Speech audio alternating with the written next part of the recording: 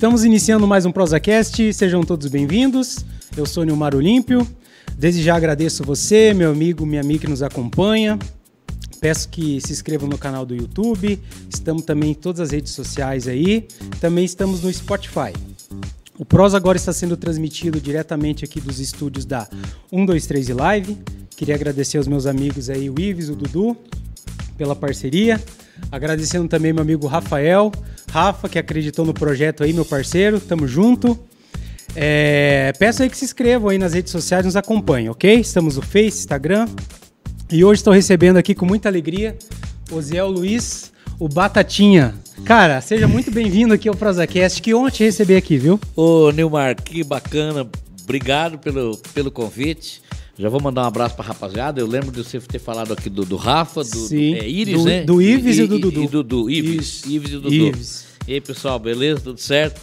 Obrigado pelo convite. Cara, estamos aí, vamos falar um pouco. Primeiro, te parabenizar por esse projeto. Acho que está sendo um projeto pioneiro aqui em Cascavel. Eu acho que já é sucesso e vai ser muito mais, porque, como diz aí o ditado, quem chega primeiro bebe água limpa e, pelo que eu sei, pelo que eu tenho visto por aí, você está abrindo esse projeto assim como pioneiro, né? Como eu te falei em off, fiquei 1 ano e meio fazendo em casa com o celularzinho, home studio.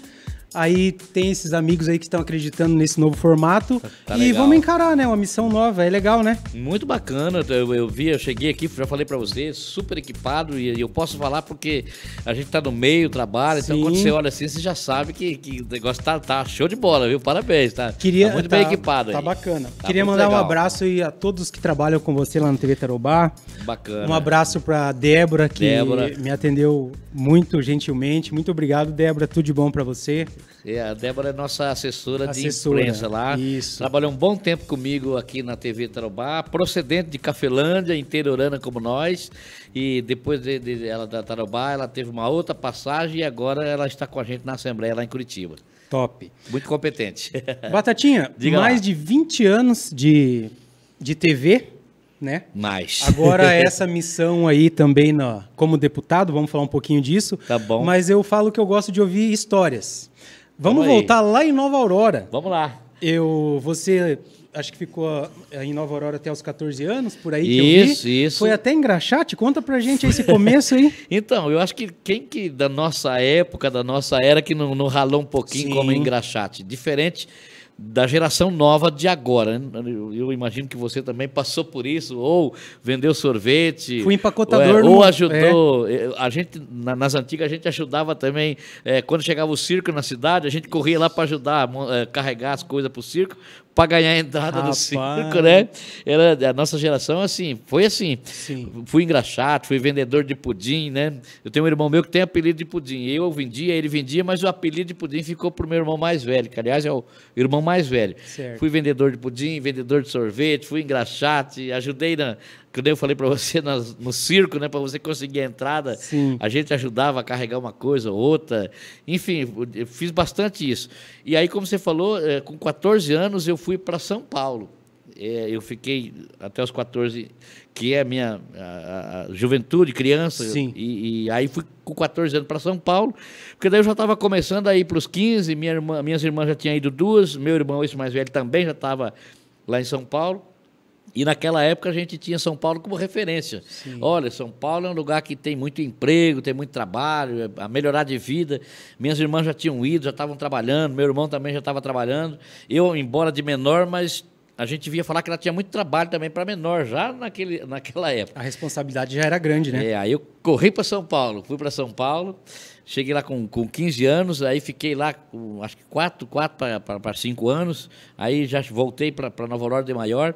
Lá em São Paulo eu trabalhei numa loja de calçados, meu primeiro emprego foi numa loja de calçados. Depois eu trabalhei numa outra empresa, numa fábrica de embalagens, está tudo no registro na minha carteira de trabalho, legal, né? E depois eu fui parar em rádio lá, cara. Fui parar na Rádio Capital. Tive uma passagem pela Rádio Capital, foi aonde eu descobri que meu negócio era rádio, que era aquilo que eu queria fazer. Eu saí da loja de calçados, a proprietária na época tinha vendido para uma grande empresa e daí ela acabou dispensando o pessoal.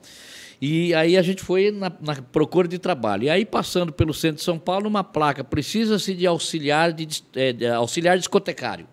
E aí subimos lá num prédio, lá no acho que 5º ou 6º andar, e lá nós fomos conversar com o pessoal, e era uma rádio lá, eu nem tinha noção o que era. E era uma rádio, e era a Rádio Capital, e era uma das maiores rádios de São Paulo na época, com Arfanage Jazade, Eli Correias, Gil Gomes, e outros fera lá, Edgar Souza, trabalhava à noite, né?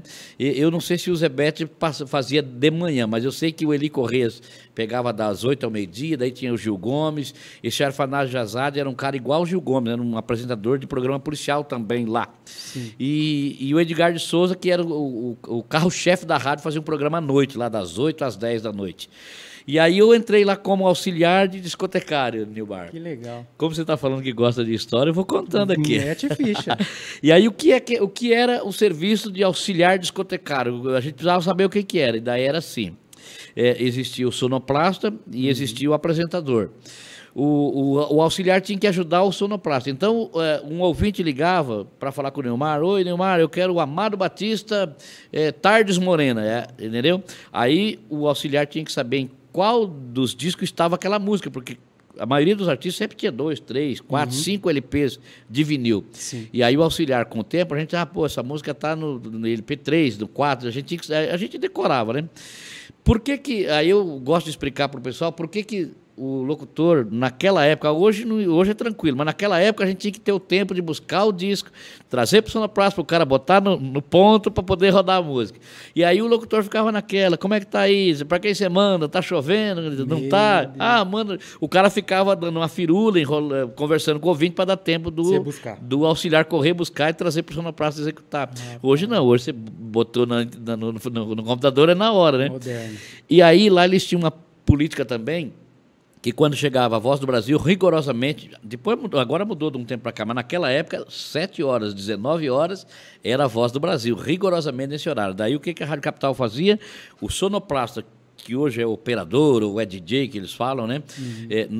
Das 7 às 8, o sonoplasta ia para o microfone para aprender a locução e o auxiliar vinha para a mesa de áudio para poder aprender a operar. Então eles já iam preparando a gente. Eu fiquei lá um ano e meio, quase 2 anos, e aí já veio para 87. Aí em 87 eu recebi a notícia que estava abrindo uma rádio em Nova Aurora, que era a Rádio Clube, né?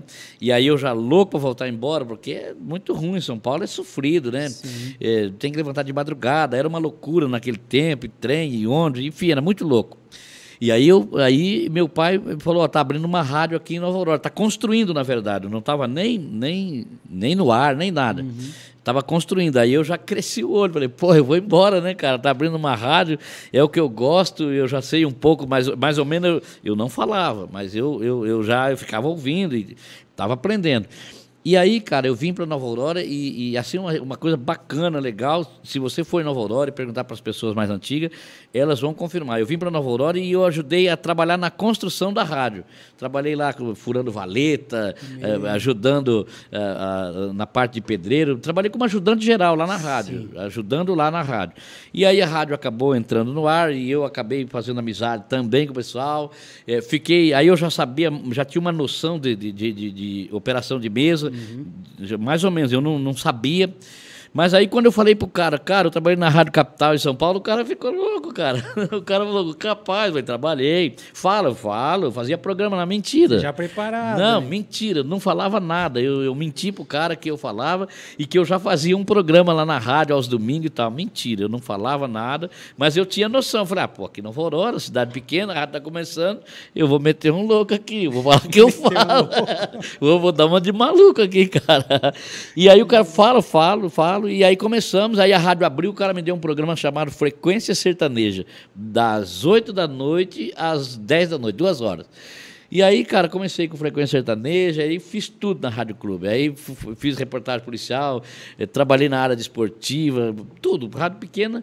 E aí eu acabei, aí sim que eu acabei de aprender um pouco da noção que eu peguei em São Paulo, eu acabei de aprender na Rádio Clube. Foi a sua escola. Foi a minha escola, foi o início de tudo. Eu não sou jornalista, eu não fiz jornalismo, eu não tenho faculdade, eu sou feito na prática, eu não tenho teoria, sabe? É igual eu falo, eu não sou jornalista, eu gosto de conversar. Você é um comunicador. Eu costumo dizer, eu costumo brincar que eu sou um operário do microfone, sabe? Sim. Eu não tenho vergonha nenhuma em dizer que não sou jornalista. Eu não tenho formação acadêmica, eu não tenho faculdade, eu fiz, para nós lá atrás, era de primeira a quinta e de quinta a oitava, daí vinha o primeiro, segundo e terceiro grau. Sim. Então eu cheguei a fazer o primeiro grau, os outros 2 anos eu não terminei. Então eu fiz de segunda a quarta, de quinta a oitava e fiz só o primeiro grau, daquela época a gente chamava de segundo grau. Hoje os caras falam colegial, enfim. Sim. Então eu não tenho formação, mas eu fui preparado pela prática, cara. Eu aprendi bacana. Direto, sabe? Sim.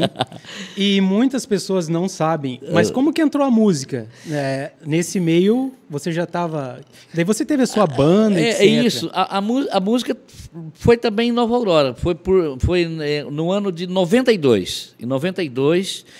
O primeiro prefeito de Anaí, isso tudo que eu falo, depois se quiser pesquisar e procurar, o Valdemar José Bose, eu era lá na rádio, a rádio era muito forte, a Rádio Clube, entrava naquela região de Anaí, naquela época era uma única rádio que tinha por ali, então ela ia muito longe, ia muito forte, e eu tinha um programa à tarde, aí já era tarde, das 5 às 7 da noite, já chamava Entardecer no Sertão. E aí ela era muito forte, daí esse Valdemar Bose, o município se tornou município, primeira eleição para a política, e o Valdemar me levou, foi lá em Nova Aurora para que eu apresentasse os comícios, porque eu era muito conhecido em Anaí, eu tinha uma audiência muito boa, e que eu era muito famoso lá em Anaí, então ele queria um cara assim de destaque para apresentar o comício. E daí eu falei, então beleza, mas só que daí eu fiz uma musiquinha para ele, eu fiz uma canção política e mostrei, e ele gostou. E nós gravamos essa música em Corbélia. A trajetória é louca, cara. Nós gravamos em Corbélia, lá na Corbélia tinha uma rádio, acho que você deve lembrar, a Rádio Tapajós, extinta Rádio Tapajós. E quem trabalhava nessa rádio era o Black Júnior, que trabalha com nós hoje na Tarubá. Black Júnior, a gente chamava ele de Brecão. E aí eu gravei essa canção lá na Rádio Tapajós, explodiu lá em Anaí, e aí começamos a fazer outras canções, outras músicas, escrevi mais algumas outras letras de humor, meti um Barnabé cover na época ali em Anaí, porque eu não queria ficar simplesmente indo lá como apresentador, eu tinha que ter alguma coisa a mais. E aí eu fiz essa canção que explodiu, fiz mais umas outras 2, na época a gente fazia um pouco de Barnabé cover e montei um showzinho e foi um sucesso lá em Anaí.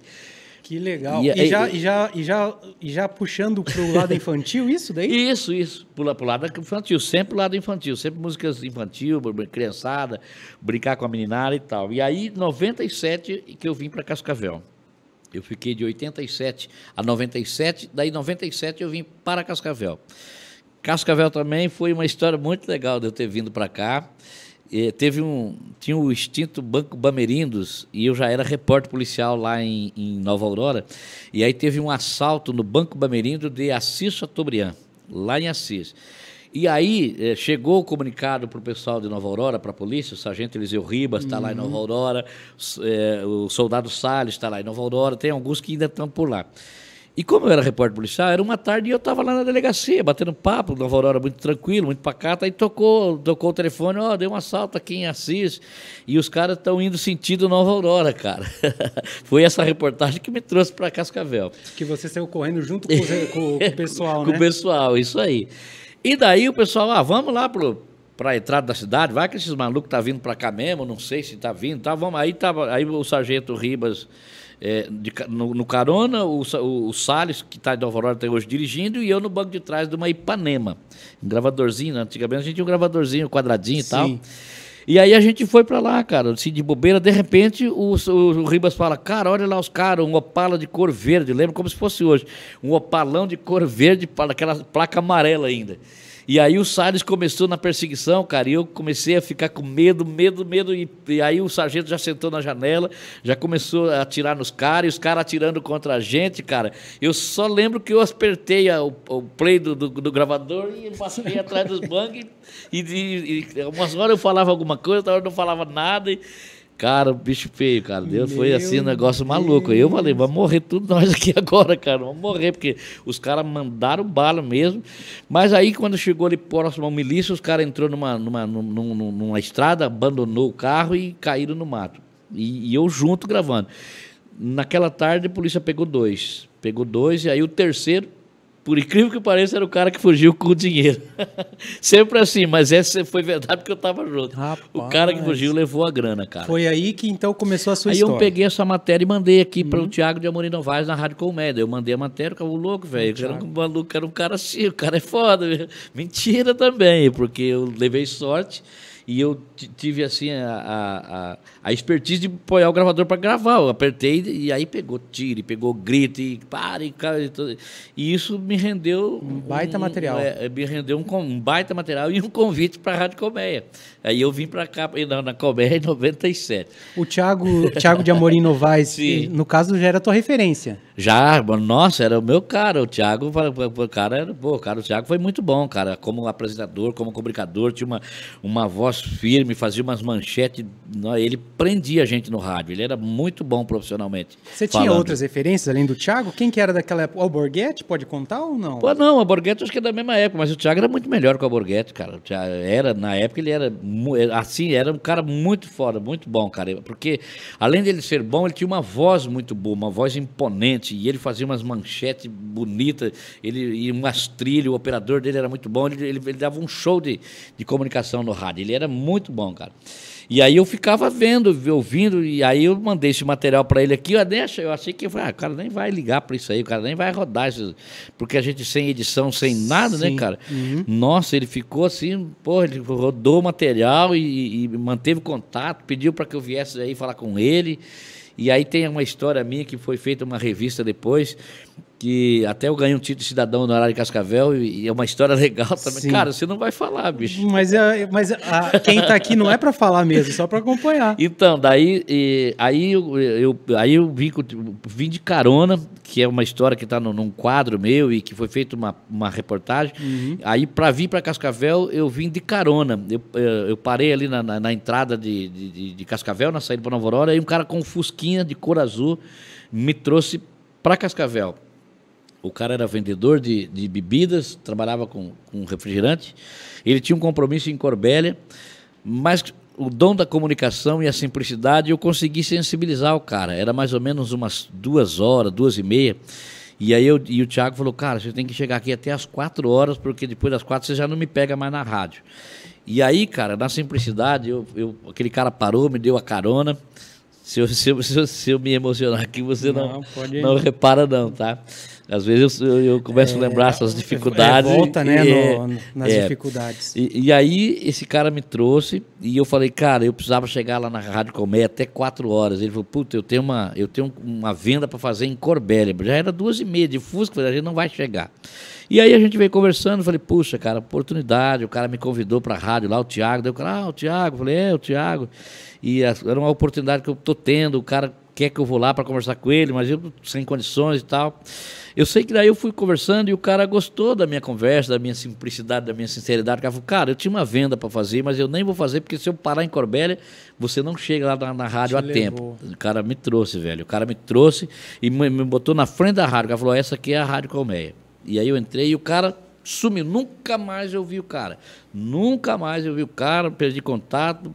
Achei até que o cara tinha morrido, enfim. Sim. E aí, quando eu ganhei o título de cidadão honorário, acho que foi agora o ano passado, em 2021, finalzinho de 2021, o presidente da Câmara, que é o Alessio, ele foi lá no programa para fazer o convite para me informar. Uhum. Aí ele participou, eu vim aqui no programa hoje dizer para você que, por unanimidade, você ganhou um título de cidadão honorário e vim te convidar, vai ser tal dia, e eu gostaria que você fosse lá. Daí eu peguei e falei, pois é, cara. Aí eu que bacana, que legal. Eu falei, eu cheguei aqui em 97, no programa falando pro Alessio, cheguei aqui em 97, um cara de Fusca que me trouxe e tal, e que honra hoje eu poder receber um título de cidadão honorário e tal. Meio que deu uma narrada. Aí, Sim. beleza, acabou o programa.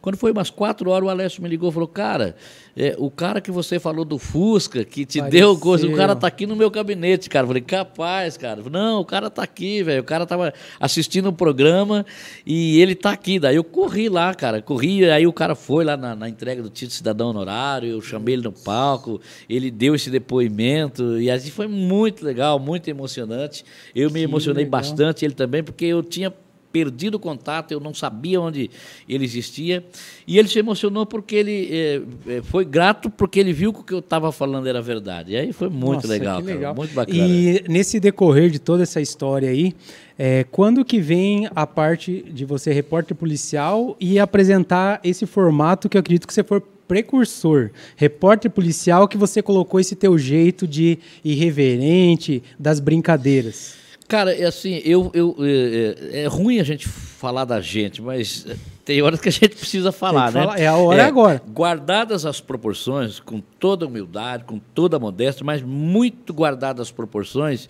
eu sou pioneiro nesse formato. Sim. Depois, logo depois, eu acho que no mesmo período, eu não sei quem copiou alguém, talvez, eu não posso dizer que eu fui copiado, mas vem o Ratinho com essa roupagem também, de botar aqueles personagens, né? Daí ele contratou, que claro, ele tem uma outra estrutura, uma outra realidade, uma outra situação, daí ele começa a colocar os personagens e começa a fazer também alguma coisa mais ou menos parecido do que eu já estava fazendo, que era uma mistura de humor com tragédia e com o trabalho social. Eu acabei misturando essas 3 coisas. Que é o que nós brasileiros gostamos. Nós, Brasil, ainda somos extremamente caipira, né? A nossa raiz ainda é caipira, né? E nós, quando eu falo nós, todos nós gostamos de uma coisa trágica, dá um acidente, você olha lá na esquina, vai todo mundo ver o que é. Dá um humor, todo mundo quer rir, quer participar do humor. E solidário, nós somos solidários. Então eu falei, cara, isso aqui vai dar certo. Nós vamos fazer um pouco de tragédia, misturar um pouco de humor para contrabalancear e vamos aproveitar a audiência para fazer o bem ao próximo. E aí eu misturei isso, cara, estourou de sucesso até hoje. O meu programa, eu falei esses dias agora, até hoje, cara, eu não tenho notícia de ser 2º lugar no Ibope em Cascavel e nessa região. Eu não tenho notícia. Todo esse tempo, liderança de audiência no Ibope. E por isso, irreverência, popularidade, sem frescura para falar. Autenticidade, não ter formalidade, falar aquilo que nós estamos falando, de boa, sem palavras difíceis. O que você é lá, você é aqui. Linguajar popular, cara, sempre assim. Isso deu muito certo, cara. Queria mandar um abraço pro seu Agenor. O seu Agenor, parceiro, gente Genorzão. fina. O Rafael Silva, Agenor, né? E aí o seguinte, voltando a falar do social, eu tenho dito, e é real que eu falo, porque há a prova disso. Eu nunca fiz um trabalho social, nunca fiz trabalho social pensando em ser político. Tanto é que são mais de 20 anos que eu faço esse trabalho social. Verdade. Junto com o telespectador. Quando eu falo é até uma ignorância minha, mas é uma junção de pessoas do bem. É o empresário, é o amigo, é o telespectador. Eu basicamente puxo à frente, mas é as pessoas gente ajudando gente. Então nunca foi pensando em ser político, porque nós passamos quantas e quantas eleições em 20 e poucos anos, né? Então eu sempre fiz isso, primeiro, me satisfaz, e segundo, gerava e gera conteúdo para o programa. As pessoas gostam de ver o trabalho social, as pessoas gostam de ajudar o próximo. Eu, você, qualquer um de nós que está aqui, quando você dá uma marmita para alguém, ou você dá uma camisa, ou você dá até um copo de água, quando você faz alguma coisa para alguém, aquilo te satisfaz. Aquilo te satisfaz. Então, isso é que é gostoso. Então, eu sempre fiz isso em todo esse tempo para meu bem, para me satisfazer e para gerar conteúdo para o programa. Sim. Só que isso foi tomando corpo e acabou que eu fui parar na política. Porque daí eu comecei a acreditar, Nilmar, que a política ela é uma ferramenta boa para as pessoas boas, para fazer o bem. Eu sempre ouvia, e qualquer um de nós acho que já ouviu, gente boa não se envolve em política, política não é para gente séria. Sim. E é o contrário, cara. A política ela é para gente séria, a política ela é para gente boa. Se as pessoas boas não se envolverem, como é que nós vamos fazer, né? Se você já ajudava todas essas pessoas, agora você tem mais uma agora ferramenta para ajudar. Eu tenho uma ferramenta, eu posso produzir leis para que essas leis sejam cumpridas em favor das pessoas que são necessitadas. Então, isso que eu vi na política. E hoje a política tem boas ferramentas, e isso é ótimo para fiscalizar os maus políticos, né? Hoje nós temos o próprio GAECO, nós temos observatório social, rede social, celular. Então, hoje nós temos muitas ferramentas e uma geração de pessoas novas. Hoje nós temos bons juízes, bons delegados, bons policiais, pessoas novas com formação, com graduação. Acabou aquele tempo que o prefeito andava com o cheque no bolso e que qualquer analfabeto era político. Hoje, a maioria das autoridades constituídas são autoridades graduadas. Então, a política ela é boa e é uma ferramenta para a gente fazer o bem. Voltando um pouquinho, você tem noção de quantas pessoas você já ajudou todos esses anos? Cara? Não tenho, cara. Uma multidão. É muita gente. Cada pouco eu encontro um ou outro aí, o cara, você lembra de mim? Lembra que você ajudou meu pai, minha mãe? Eu falo, que bom, cara. A gente é muita gente. Você já ajudou gente que você nem sabe quem é. Exatamente. E crianças que se tornaram adultos, pessoas que me encontra, que se não me fala, jamais eu vou saber. Mas tudo isso por causa da força da comunicação, né, Nilmar? Mas eu não tenho noção, não. Eu fiquei tocado com uma história que você postou, que retrata, vamos dizer, todas essas. Que você ajudou uma pessoa que não tinha para onde correr e você em poucos minutos ajudou. Que foi o caso daquela senhora que o filho morreu, que você postou. Ali foi uma história, acho que resume tudo, né? Eu recebi algumas críticas depois, que onde se viu eu fazer aquilo. Você estava usando aquilo. Que eu estava usando aquilo, mas assim, quando você divulga um trabalho de solidariedade, de ajuda, você acaba, ao mesmo tempo, chamando a atenção de outras pessoas, incentivando a outras pessoas a fazer o bem. Sim. Pô, cara, eu podia fazer isso também, né? Que bacana. E aquilo me marcou muito mesmo, cara. Me marcou porque era um dia agora, essa semana, chovendo demais, né? E era passado da meia-noite. Meu telefone tocou por 3 vezes. Na terceira vez, eu atendi. Não sei aonde ela pegou meu telefone, não sei de que maneira. Dona Sueli, marquei o nome dela, fiz uma visita para ela esses dias mesmo. E ela falou, não, eu até vi a tua história lá no Facebook, lá, e eu sabia que era para mim, que era a minha história e tal. E foi isso, cara. Então, aí a dona Sueli me ligou e falou, ó, seu Batatinha, pá, eu estou aqui na frente do HU, de madrugada, chovendo bastante. Eu não tenho um par de meia para o meu filho. Ele acabou falecendo, vítima de um câncer, e eu não tenho o que fazer. E eu andei de um lado aqui para o outro, fui para um outro e para um lado, e eu lembrei do senhor. E eu não sei aonde ela pegou meu telefone.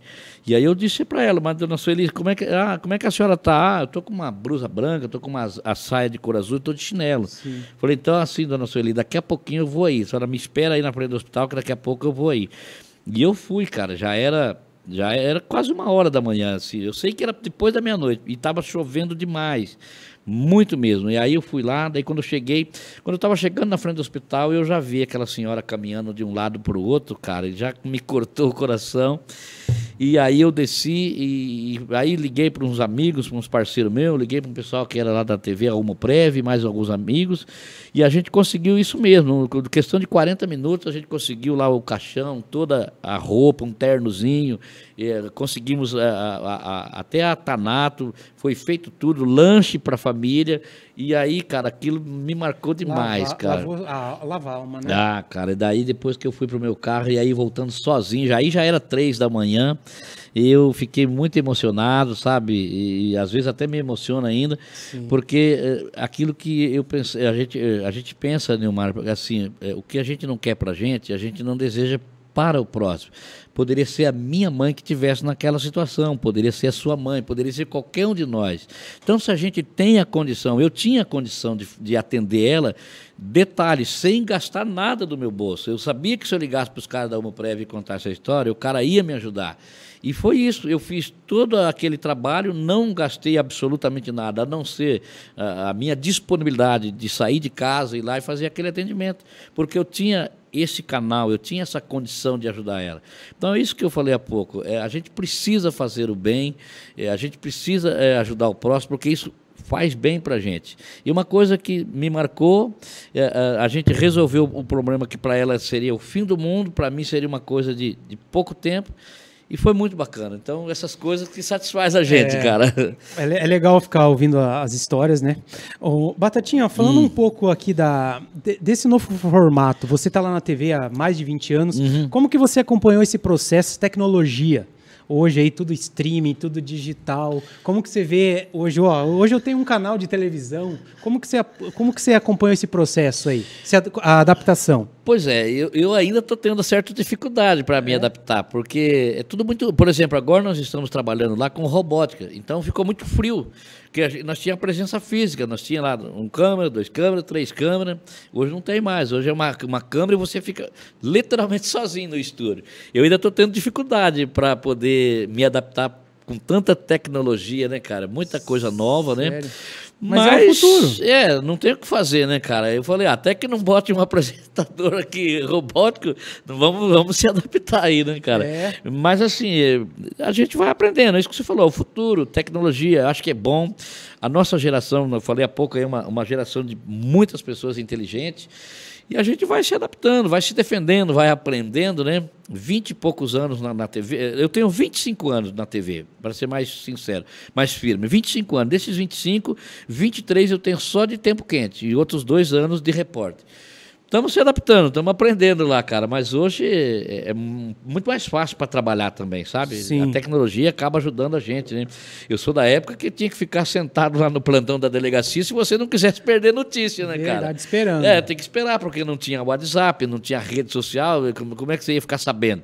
E para você se destacar no meio de tanto profissional, você tem que ser diferenciado.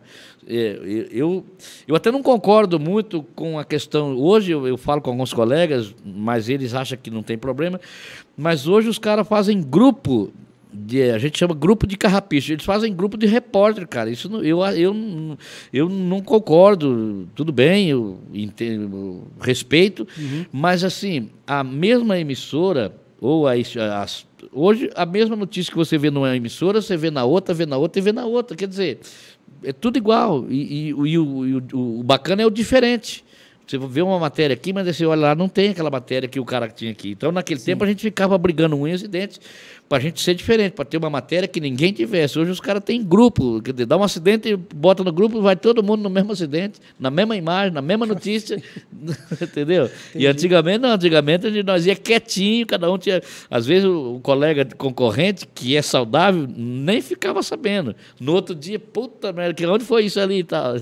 Então a gente tinha era gostoso isso, sabe? Entendi. A gente perdia também, e aí a gente ficava puto pra caramba, porque quando a gente perdia também, mas era gostoso, porque daí a gente ficava, porque a concorrência ela é salutar, né? Sim. É gostoso você fazer uma coisa que o outro não tem.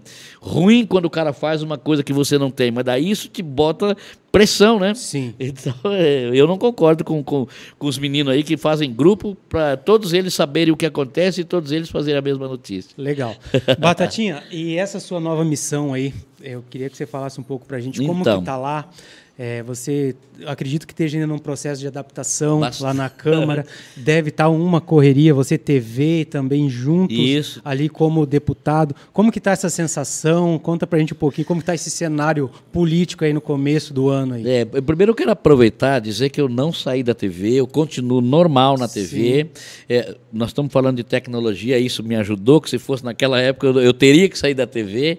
Então hoje eu faço segunda, terça e quarta de Curitiba. Só sabe, claro que as pessoas sabem que eu estou em Curitiba, mas se eu não falar, não muda muita coisa. O programa normal, com as matérias daqui, com as reportagens, com os comentários, tudo daqui. É como se eu tivesse aqui. Sim. Normal. Então a tecnologia dá essa condição. Temos uma estrutura lá, eu faço o segunda, terça e quarta de lá, e o restante, quinta, sexta e sábado, estou fazendo sábado, eu faço aqui. Então, não saí da TV, vou continuar na TV. A TV é minha paixão, é meu carro-chefe, é minha prioridade, sabe? Tenho compromisso. Eu, quando fui para a política, eu imaginava, eu achava que eu não seria eleito. Eu cheguei a vários momentos aqui, acho que os caras não tem nada a ver, né? Eu não tinha recurso, não tinha base eleitoral, porque político você tem que ter uma base, tem que ter uma bandeira, tem que ter um grupo de pessoas para te ajudar. Então, eu fui para a campanha, várias vezes falei, cara, eu acho que eu não vou ser eleito, mas eu acabei aceitando o desafio, agora eu vou ter que seguir em frente. E acabou que eu fui eleito e, surpreendentemente, fui o mais votado em Cascavel. Falaram mesmo que foi uma surpresa, né? Não, para mim foi uma surpresa, eu não esperava. Eu achava, de verdade, eu achava que eu não ia me eleger. Eu falava, acho que as pessoas gostam do Batatinha como comunicador, como apresentador. Não sei se as pessoas vão entender que eu serei um bom político, que eu serei um deputado. Eu acho que não vai rolar. Mas eu já estou na chuva, agora não tenho o que fazer. Agora vamos embora, né? Eu já estava filiado, já tinha lançado a campanha, já estava em campanha, fora do árvore, agora vamos para o pau. E deu certo. O mais votado em Cascavel, com quase, faltou poucos votos para 30 mil. O mais votado em Corbélia, o mais votado em Cafelândia, o mais votado em Nova Aurora. São várias cidades, Santa Teresa, enfim. Totalizou, Nilmar, 47.310 votos. Eu precisava de 32, 33. Então, deu folga. Sobrou, graças a Deus. E é isso. Então, não saí da TV, não saio, não vou sair. Segue o jogo. Eu não vou sair, a não ser que a TV saia comigo, mas eu falei já para o pessoal da TV, ó, eu não saio, só se vocês saírem comigo daqui. Sim. Mas assim, agora politicamente falando, é outro mundo. É muito difícil, a Assembleia é uma Babilônia, muitos deputados antigos, tem cara lá com 7 mandatos, outros com 3, com 4, né? Então, assim, uma coisa muito difícil, tem que ficar muito com o pé no chão, tem que ficar com muita tranquilidade, tem que cuidar até no que você fala. Agora eu estou tendo cuidado até no que eu falo no telefone, porque é muito melindroso, a lei de crime eleitoral é muito complicada.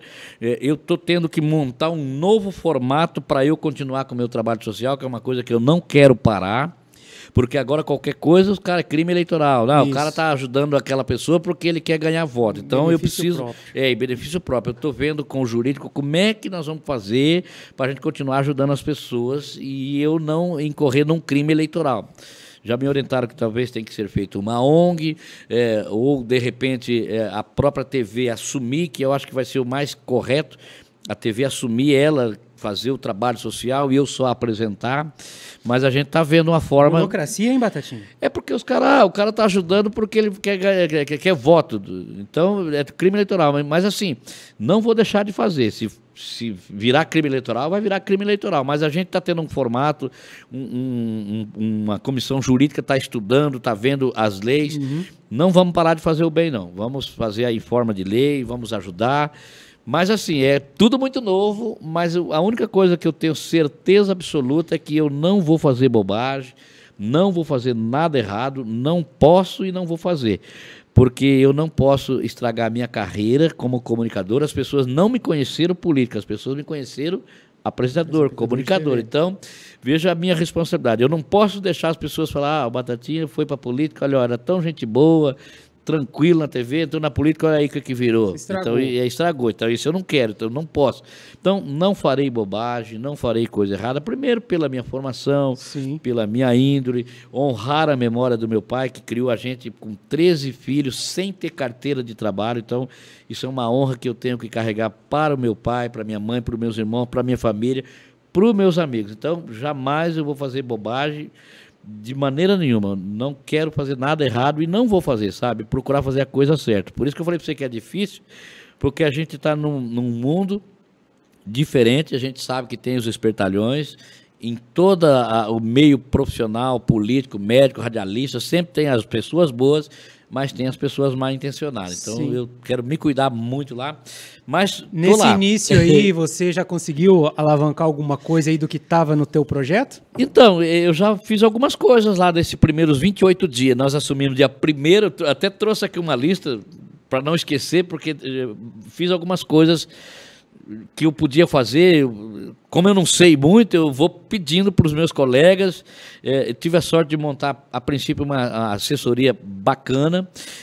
Os caras trabalham com 23 assessores. Você é louco, 23 assessores, maluco, né? Então, eu tô lá com 9 pessoas, alguns advogados, algumas pessoas para cuidar da parte ressarcimento, essa questão de notas. Eu preciso cuidar deles. Eu tenho 9 pessoas. Então, às vezes já estou sendo alvo de crítica, porque assim, se você não andar junto com os caras, daí os caras já acham que o cara achando que é o santinho, né? Não, eu vou fazer o que tem que ser feito dentro do que é tranquilo. Não quero saber dos outros, eu quero cuidar de mim. Sim. Se eu não preciso de 23 assessores, para que eu vou ter 23? O cara quiser contratar 30, 35, o problema é dos caras, entendeu? Então é assim, estou cuidando do meu negócio dentro do que eu acho que tem que ser. Correto. Tá certo. Então, assim, já fiz algumas coisas lá. Posso até falar para você aqui. Ó. Fala aí pra gente aí. Primeira coisa uma ação que a gente fez lá, já agora no começo do mês, infelizmente nós tivemos um acidente com 2 jornalistas. Sim. Que é a Sara e a Celeste, e aí eu fiz um requerimento, eu procurei saber se podia, não podia, não pode. Eu falei, então eu gostaria que deixasse registrado aqui na ata da Assembleia essa data de pesar, esse voto de condolências, que ficasse aqui registrado para a gente dar um acalento para a família, né? Eu imagino que a família ia ficar e ficou satisfeita com um simples requerimento, uma coisa para nós tão básica, mas que eu acho que para a família era interessante. Puxa vida, ficou lá registrado que a minha irmã faleceu, está na Assembleia, meu irmão, aquilo que eu falei há pouco, que a gente não quer para a gente não deseja para os outros. Então eu imagino, eu nem conversei com a família, mas eu imagino que eles devem ter tido assim, um acalento com essa fatalidade. Aí eu fiz mais algumas outras coisas. Uma coisa bacana que eu fiz, uma melhoria para o IML aqui de Cascavel. Talvez você não seja do meio, né? Mas o IML em Cascavel tem um problema sério. Quando as pessoas acabam falecendo, por exemplo, se daqui a pouco, 9 da noite, acontecer um acidente e falecer uma pessoa, essa pessoa só vai ser liberada amanhã depois da 1 da tarde. Não pode. Tem que ter um plantonista, precisa ter um equipamento. Então as pessoas ficam 15, 18 horas no IML por falta de material humano, de médico legista e principalmente por falta de equipamentos, de raio-x. Eu já fiz um levantamento do que tem. Às vezes, para fazer uma necrópsia, o cara retalha todo o corpo, sabe? Uns troços assim que as pessoas comuns não sabem. Eu sei porque eu sempre fui repórter policial, sempre frequentei lá os corredores do IML. Então, essa demora a gente quer melhorar. O cidadão faleceu às 9, pelo menos no máximo meia-noite, 1 hora, umas 3, 4 horas dá para tolerar. Mas até hoje, e você cada pouco pode ver na imprensa, o cidadão morreu às 9, aí fica até amanhã, meio-dia, 1 da tarde, porque o plantonista só chega às 9 da manhã, daí tem 3, 4 horas para poder fazer a necrópsia, e a família fica nesse dilema, nessa tristeza. Então, isso foi uma coisa bacana. Você está fazendo o possível agora para agilizar essa parte. Isso aí. Certo. Aí tem mais algumas coisas, uma coisa legal que eu fiz também lá em Curitiba, é um projeto de lei para se tornar utilidade pública, uma comunidade de Matelândia, chama uma comunidade terapêutica, e ela se tornando uma entidade pública, ela consegue receber recursos do governo federal e também estadual. Aí o cara tem lá atende 10, 12, 15 pessoas com problema de alcoolismo, mas o coitado não tem esse título de utilidade pública. Monta tipo uma associação, isso, com CNPJ, tudo certinho, para o governo dar uma ajuda para ele. Isso aí. E tem bastante desse tipo que é informal. Muitas entidades, né? Então isso eu achei bacana. Outra coisa bacana, Dia da Pessoa com Deficiência. No Estatuto não tem tantas comemorações, Dia da Mulher, Dia do Homem, Dia do Agricultor, tem tanto. E aí não tem o dia de uma pessoa com deficiência, né? Aí eu fiz uma lei para que a gente estipule o dia 3 de dezembro, o Dia da Pessoa com Deficiência. Naquele dia as pessoas podem se reunirem, podem fazer uma confraternização, eu com a minha deficiência, você com a sua, fazer uma confraternização entre eles, trazer eles para a sociedade, ou de repente eles podem fazer uma promoção para arrecadar um recurso para a entidade deles, né? Então, vai se tornar lei o dia da pessoa com deficiência. Questão da inclusão. Da inclusão social. Então, vai ter um dia. Tem dia do caminhoneiro, tem dia de todo mundo. Tem dia que não era nem para ter. Então. Então vamos colocar o dia da pessoa com deficiência, da pessoa especial, né? Legal. Para ela poder saber que naquele dia existe uma data para ela comemorar, para ela fazer uma promoção, para arrecadar algum recurso para a entidade dela. Então isso aqui foi uma coisa que eu pensei e gostei muito disso aqui. E aí falando sobre o mês de março, né? A gente colocou dia 11 de março, dia 8 é o Dia da Mulher. Aí eu pedi para colocar num projeto no dia 11 de março, o Dia da Mulher na Ciência. E explico, no Paraná, a maioria dos cientistas são mulheres, são mais de 50 mulheres que trabalham com pesquisa na ciência. Aí vamos colocar dia 11 de março, o Dia da Mulher na Ciência, para assim, incentivar outras mulheres a também fazer pesquisa, né? E o Dia do Homem não tem? Ainda não. Vamos achar. Diz que é o dos Todos os Santos. Né? Exatamente. Também, Dia de Todos os Santos. Pode ser. E aí, essa última aqui, que foi do mês de março, aqui do mês de fevereiro, aí agora, nessa última aqui, eu fiz lá um projeto de lei, que também é uma ideia minha, para vir no talão de luz e também no talão de água, para vir uma frase no rodapé, no meio, para eles acharem um espaço com a seguinte frase: diga não a violência contra a mulher e denuncie 181. Porque o deputado, você sabe, nós não podemos fazer projeto que onera o Estado. Se eu fizer um projeto que precisa ter dinheiro do Estado, eu tenho que mostrar a fonte do dinheiro. Da onde vai sair o recurso. Da onde vai sair o recurso. Então, esses projetos que eu fiz são projetos que não oneram o Estado. Isso aqui vai colocar a frasezinha e tal. Então, são algumas coisinhas que a gente está fazendo. Mas para quem está começando também. Esse dia da pessoa com deficiência é bacana isso aí, eu achei legal. Aí é essa frasezinha aqui no talão de luz, de água, também é legal. Mas agora o que eu quero fazer mesmo, cara, aí vai dar um pouquinho mais de trabalho, um pouco mais de estudo, porque esse vai onerar custo. Mas a gente vai fazer um formato para tirar essa grana para poder cobrir o custo do Estado. Eu quero ver se a gente consegue fazer, Neumar, para as ONGs de animais, animal, cachorro, gato, animal. Eu quero ver se a gente consegue fazer para eles uma destinação de ração, custo zero, para o cara que tem lá 15, 20 cachorrinhos, o gatinho. Nós vamos fazer um jeito dele receber a ração para ele cuidar daqueles cachorrinhos, para ele não pagar. E vamos fazer para aqueles animais também, nesse mesmo projeto, um SUS para animal, como se fosse o nosso SUS. Cachorrinho passou mal, ele vai lá na clínica conveniada e vai ser atendido. Teve uma fraturazinha, teve qualquer mal no animalzinho, para ele ir na clínica veterinária e aí ele ser atendido também pelo governo. E o governo paga, porque já é demais o cara cuidar de 15, 20, 30 animais. Já é demais. E aí do cara tem que tirar do bolso, então a gente precisa ver um jeito para a gente atender essas ONGs. E aí entra a questão da ONG organizada, com CNPJ, tudo certinho, incentivar para ela poder ter acesso a esse material. Então, isso é uma coisa que eu quero fazer. Que legal, Batatinha. Muito bacana. Eu quero te parabenizar aí pelo seu início aí, né? São algumas coisinhas que a gente sempre tinha em mente. E depois a gente vai trabalhar com pessoas também, cuidar de pessoas. Sim. Aí você vai me falar lá qual é a necessidade do atletismo para nós levar para... Você me viu correndo? Você já viu, né? Você correndo, né? Eu quero ficar... Porque assim, como é tudo novo para mim, eu preciso que as pessoas me levem as demandas. Claro. Olha, cara, eu acho que nós que somos aqui do atletismo, seria bacana se você conseguisse um convênio através de lei para a gente conseguir um tênis melhor ou uma hidratação, não sei. Trabalho social com crianças no atletismo. Isso, porque como é novo, as pessoas é que têm que trazer as demandas. Sim, né? Com certeza. Então, no atletismo seria bacana se a gente pudesse fazer isso para tirar crianças de rua, incentivar elas, arrumar um tênis, não sei. Aí vocês é que vão me dizer e aí nós vamos para cima. Pô, que bacana. Batatinha, eu queria te dar os parabéns. Obrigado, meu irmão. Por essa questão política. Deus te ajude, te ilumine. Se Deus quiser, cara. Eu queria que você falasse uma coisa. Você é uma pessoa também temente a Deus? Claro, muito. Você acha que tudo tem um porquê nessa vida? Desde que você começou, aonde você passou, as pessoas que te ampararam, até hoje que você chegou, acho que se você só tem mais a agradecer. Muito mais. Você acredita que você é um predestinado em todo esse teu processo que passou? E deixa uma mensagem final aí para os amigos que nos acompanham. Cara, assim, eu acho que quem teme a Deus, primeiro, quem teme a Deus não faz coisa errada. Porque a satisfação da nossa vida a gente deve a Deus.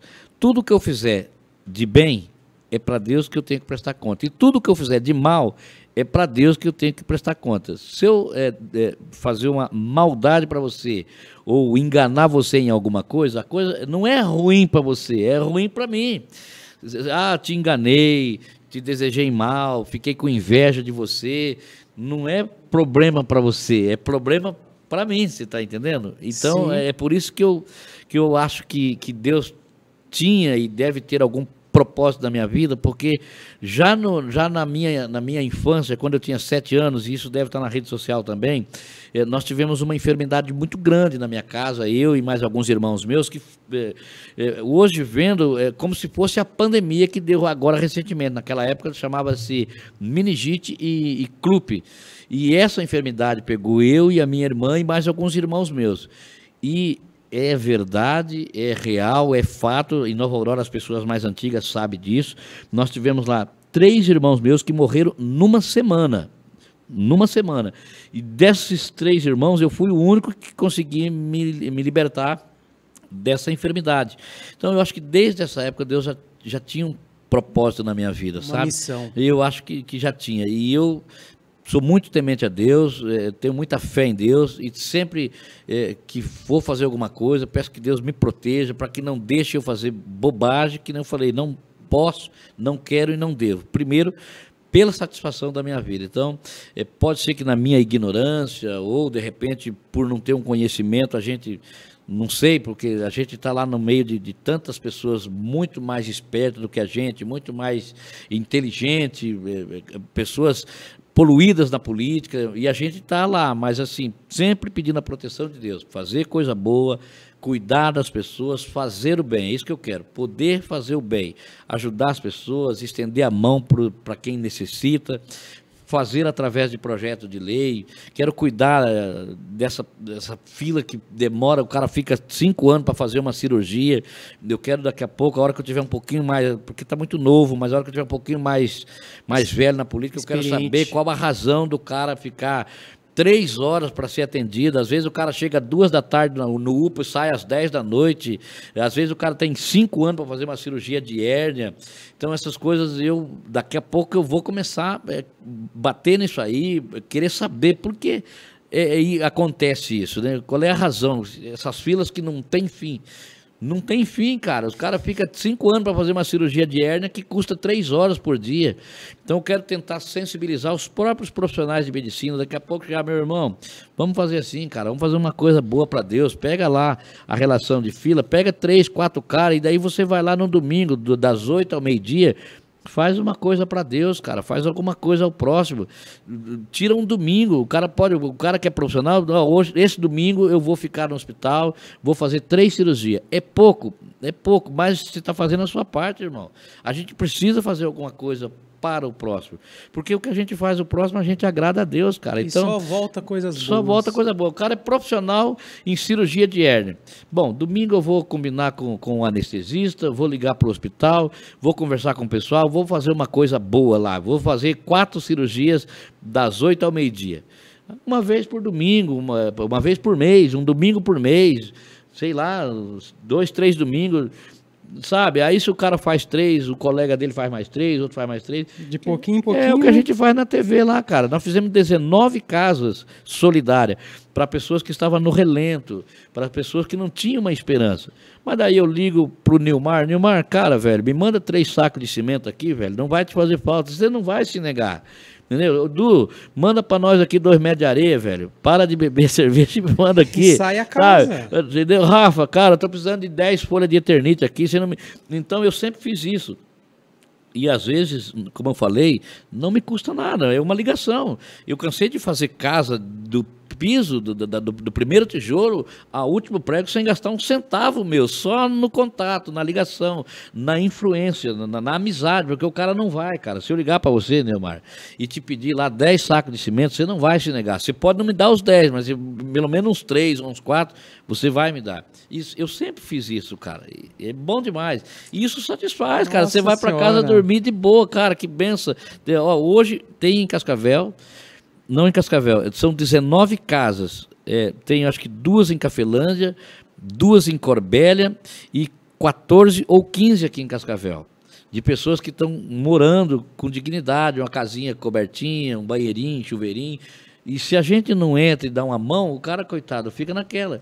E são pessoas que me ajudaram, empresários, pessoas que eu liguei, e o cara, sabe, só puxei a frente. Pô, que bacana. E é da hora, cara. É bom demais, viu? Viu? A gente podia ficar falando aqui mais 3 horas. O tempo aqui é meio curto, né? Não, viu, cara. Eu queria te agradecer a tua gentileza, a tua humildade de estar aqui, tá falando com a gente. E que Deus te ilumine e te abençoe, meu irmão. Cara, eu agradeço aí e até às vezes fico meio constrangido que eu falo muito. Daí, não, mas esse é o formato é esse. Eu até peço desculpa, não, porque a gente fala demais, cara. E a mensagem final é essa, Nilmar. Você sabe, você também é de origem de pessoas do bem, de pessoas trabalhadores. A mensagem é essa, cara, fazer o bem sempre. Sempre que você puder fazer alguma coisa, nem que seja uma pequenininha coisa, mas se a gente puder fazer, estender a mão para um amigo, uma marmita de comida, uma camiseta, um tênis, qualquer coisa, é muito legal, cara. É bom demais, é muito gostoso pra gente, cara. E agrada a Deus. Que bacana. Conte comigo. Quero aproveitar aqui, eu espero que nossos colegas aqui, quem está assistindo, espero que não precise, mas a gente está sempre precisando de alguma coisa. Quero me colocar à disposição lá em Curitiba. Eu ainda não tenho assim um escritório aqui em Cascavel, mas eu estou tentando achar um lugarzinho para atender as pessoas, cara. E eu quero me colocar à sua disposição, à disposição dos amigos. Eu espero que de repente você não precisa, mas de repente um colega, um compadre, um parente precisa de um auxílio. Nós estamos com uma ferramenta boa que é a política, para a gente, dentro do que é legal, não fazer bobagem, mas abrir um caminho, abrir uma porta, fazer um atendimento. Às vezes, coitadinho, precisa ir em Curitiba, chega lá, não sabe o que fazer, nós temos um carrinho lá para puxar a pessoa, para buscar no hospital, para levar em algum lugar. Então, pode me procurar, que nós estamos lá à disposição, cara. Isso faz bem para nós. Nossa Senhora, que bacana. E viu? Se você for lá e for de avião, você avisa que nós vamos mandar te buscar no aeroporto. Meu lá. Deus, um dia eu vou correr lá e eu vou cobrar. Vou pedir um pouso lá para você. Pode, a hora que você quiser, cara. Que legal. Quando quiser ir lá visitar nós, eu tô meio perdido lá, mas vai lá que a gente se acha lá. Você não sabe onde você tá, mas tá lá. Nós se achamos lá, devagarzinho, com humildade, com simplicidade e com Deus no coração. A gente vai fazer muita coisa boa, se Deus quiser, cara. Deus é nosso testemunho, sabe do nosso pensamento, do nosso coração. Sabe que a gente não tem maldade e não vamos fazer bobagem. Amém. Obrigado, irmão. Obrigado Amém. a você, viu? Sempre que precisar, estou à disposição. E igualmente aqui de nossa parte. Abraço. Pessoal, espero que vocês tenham gostado desse episódio do ProsaCast. Curtam, compartilham. Teremos alguns cortes desses vídeos nas redes sociais minha, na do Batatinha, para o pessoal saber. Estará na íntegra lá no YouTube e também no Spotify. Obrigado e até semana que vem com o próximo Prosa. Valeu, até mais. Tchau, tchau. Grande abraço.